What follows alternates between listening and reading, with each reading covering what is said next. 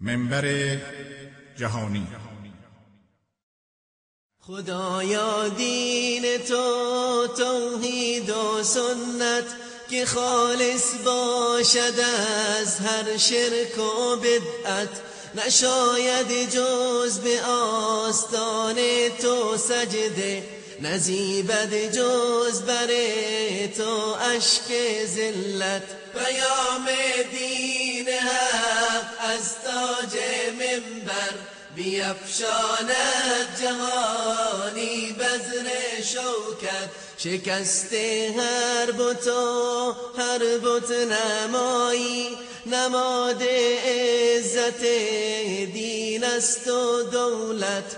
پیام دین حق از تاج منبر بیفشاند جهانی بذر شوکت. الحمد لله و کفا و سلام علی عباده الذین اصطفی. سروران گرامی و بینندگان عزیز و بزرگوار، الله متعال من و شما را در این جهان بزرگ برای ابتلا و آزمایش آفریده است و این ابتلا و آزمایش معیار قبولی در آن حصول رضایت و خوشنودی الله متعال است. هرگاه ما الله متعال را و معبود ذوالجلالمان را بتوانیم از خود راضی کنیم، از این امتحان بزرگ پیروز بیرون آمده ایم و نمره امتیاز آورده ایم. و ما خلقت الجن و الانس الا لیعبدون، و نیافریدم جن و انس را مگر اینکه بپرستند مرا. پس هدف و خلقت از آفرینش پرستش الله متعال است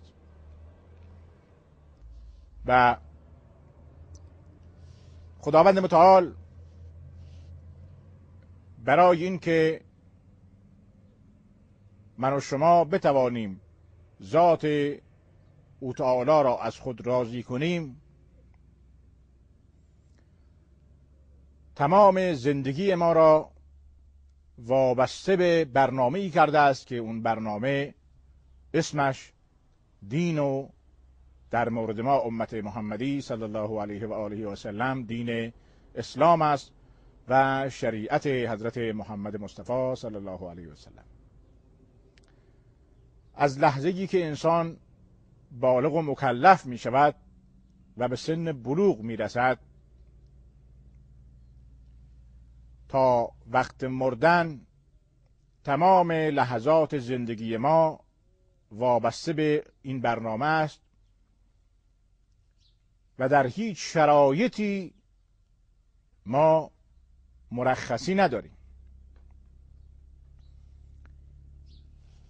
و مهمترین بخش و رکن این برنامه علاوه بر سایر مسائل اعتقادی و نظری، در بعد عملی مهمترین بخشش مسئله نماز است. علاوه بر نماز طبیعی است که زکات هم هست، حج هم هست، ارکان اسلام همه مهم هستند،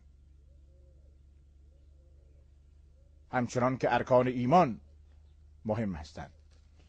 اما موضوع مورد بحث ما امروز مسئله نماز و قبل از نماز وضوء بیمار است. کسی که مریض است و بر بستر بیماری خوابیده است، آیا او نیز باید وضوء بگیرد و نماز بخواند؟ با توجه به مقدمه‌ای که عرض کردم قطعاً پاسخ مثبت است، چون که من و شما باید الله متعال را از خود راضی کنیم. طبیعی است که در هر شرایطی باید ما گوش به فرمان الله متعال و مشغول طاعت و عبادت ذات گرامی او باشیم. هنگامی که انسان مریض می شود و بیمار می شود، خیلی از مسائل، خیلی از کارهای ظاهری زندگی معطل می شود، خیلی از تکالیف از او برداشته می شود. اما نماز تنها حکمی است که انسان در سخت‌ترین شرایط هم باید آن را انجام بده. حتی در وقت جنگ ما نماز خوف داریم. حکم نماز خوف در قرآن کریم به صراحت آمده است. نماز خوف یعنی چی؟ یعنی شما در حالت جنگ هستی، با دشمن مشغول جنگ هستید، در حالت جنگ هم نماز بخشیده نمی شود. آری، نماز مهمترین رکن و به ظاهر شاقترین رکن اسلام است که در یک شبانه روز 5 مرتبه هر مسلمان باید وضو بگیرد و در پیشگاه پروردگار خودش راز و نیاز بکند. در واقع اگر ما به عمق این عبادت توجه کنیم، فلسفه نماز و عبادت به شکل نماز این است که رابطه بین انسان و الله، بین بنده و الله قطع نشود، این رابطه همچنان برقرار باشد.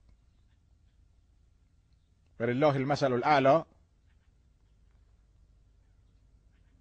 این مثال را فقط برای توضیح عرض می کنم که شما کسی را هر چقدر دوست داشته باشید، پدر، مادر، فرزند، همسر، در هر شرایطی مگر چقدر ممکنه در روز باش ارتباط بگیرید؟ در 24 ساعت چند مرتبه ممکنه باش تماس بگیرید؟ در طول زندگی هرگز اتفاق نخواهد افتاد که یکی مثلا با مادرش که خیلی دوستش داره، یا با همسرش، یا با فرزندش، یا با نزدیکتریناش 5 مرتبه ارتباط برقرار کنه.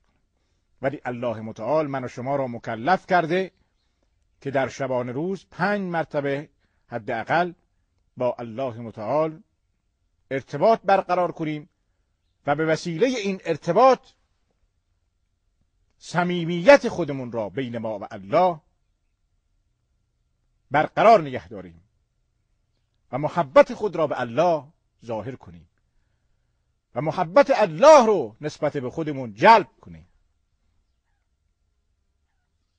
این لطفی است و کرمی است از سوی الله متعال که اگر دقت کنیم باید همواره شاکر این نعمت عظیم باشیم. گرچه شکر نعمت، هرچند که ما شکر نعمت پروردگار را بکنیم، در توان ما نیست.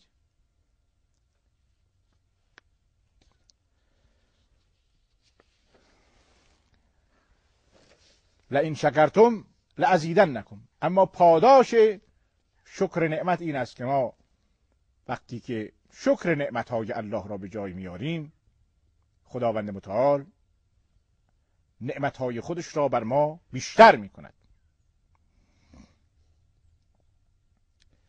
بنابراین مریض در شرایطی که واقعا دشوار است برای او که زندگی عادی خودش را ادامه بدهد، در چنین شرایطی هم باید وضو بگیرد، باید نماز بخواند، باید الله را از خودش راضی بکند. اگر توان وضو گرفتن ندارد، تیمم بکند.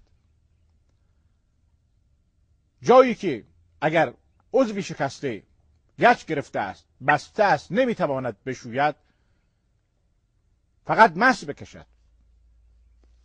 اگر ایستاده نمیتواند نماز بخواند، بنشیند نماز بخواند. اگر با نشسته هم نمیتواند، با اشاره نماز بخواند. اما نماز در هیچ حالت ترک نمی شود. این که الله متعال مریض را و حتی انسان مؤمن در حالت جنگ و جهاد را نیز از نماز معاف نکرده و نبخشیده، دال بر این است که انسان مؤمن در تمام شرایط باید مشغول عبادت الله متعال باشد. در تمام حالات باید پایبند به حکم الله متعال باشد. پس دوستان و خانواده ها باید توجه داشته باشند که اگر کسی مریض است، به خصوص کسانی که توفیق خدمت در بیمارستان ها رو دارند، در جاهایی که بیمارانی خوابیدند و اونجا نیاز به این یادآوری دارند، اجر خودشان را از خدا بخواهند و سعی کنند که به اون بیماران کمک بکنند، اسباب نماز خواندنشون رو فراهم بکنند تا اینکه مورد عفو و بخشش و مغفرت الله متعال قرار بگیرند و جایزه‌ای که اون نمازگزار بیمار از الله متعال دریافت می‌کند، کسی که به او کمک می‌کند نیز قطعاً از اون جایزه سهمی خواهد برد.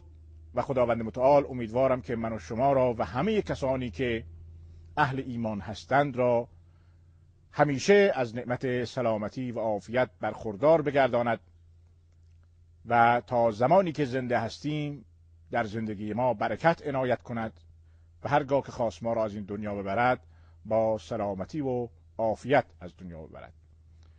سروران گرامی، تا فرصت دیگر و برنامه دیگر همه شما را به الله متعال میسپارم. خداوند یارا نگهدارتون. خدایا دین تو توحید و سنت که خالص باشد از هر شرک و بدعت، نشاید جز به آستان تو سجده، نزیبد جز بر تو اشک ذلت. پیام دین حق از تاج منبر بیفشاند جهانی بزر شوکت، شکست هر بت و هر بت نمایی، نماد عزت دین است و دولت.